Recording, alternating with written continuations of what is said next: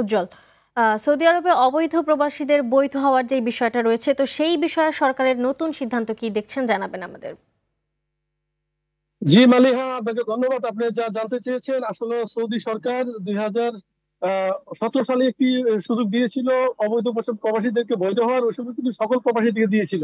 এবার যে সুযোগটি দিয়েছেন 1 ডিসেম্বর থেকে 29 জানুয়ারি পর্যন্ত, যারা কপিলের কন্ট্রাক্ট থেকে বিচ্ছিন্ন হয়ে যারা টার্মিনেট প্রুফ পেয়েছে তাদেরকে বৈধ হওয়ার সুযোগ দিয়েছে।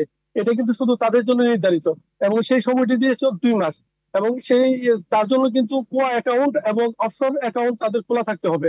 খোলা থাকলে তারা কিন্তু নতুন কপিলের কাছে ট্রান্সফার হতে পারবে বলে জানিয়েছে সৌদি মন্ত্রণালয়। আর এটি আমি জানিয়ে রাখি, সৌদি আরবে কিন্তু প্রায় 32 লক্ষের উপরে প্রবাসী বাংলাদেশি বসবাস করে। তার মধ্যে কিন্তু অনেক প্রবাসী অবৈধ আছেন এবং অনেকেই টার্মিনেট পরিপত্র আছেন। তারা বৈধ হওয়ার জন্য কিন্তু সৌদি সরকার এই সুযোগটি দিয়েছে। দেওয়াতে কিন্তু আমাদের বাংলাদেশি সহ সকল প্রবাসীরা কিন্তু আনন্দিত। এই সুযোগটা পাওয়াতে অনেকেই কিন্তু ব্যবসা বাণিজ্য হারিয়ে তারা রাজপথে নেমে গেছিল। এই সুযোগের জন্য কিন্তু তারা অনেকেই ঘুরে দাঁড়াতে পারবে বলে আমরা মনে করছি। আরেকটা জিনিস আপনার মাধ্যমে জানাতে চাই, বাংলাদেশের যে দূতাবাসে আমাদের কনসুলের যে পাসপোর্ট সেবার মধ্যে কিন্তু যে ই পাসপোর্ট যে সেবা চালু করেছে, তার মধ্যে কিন্তু অনেকেই ই পাসপোর্ট করতে পারতেছে না তাদের ডকুমেন্টের জন্য।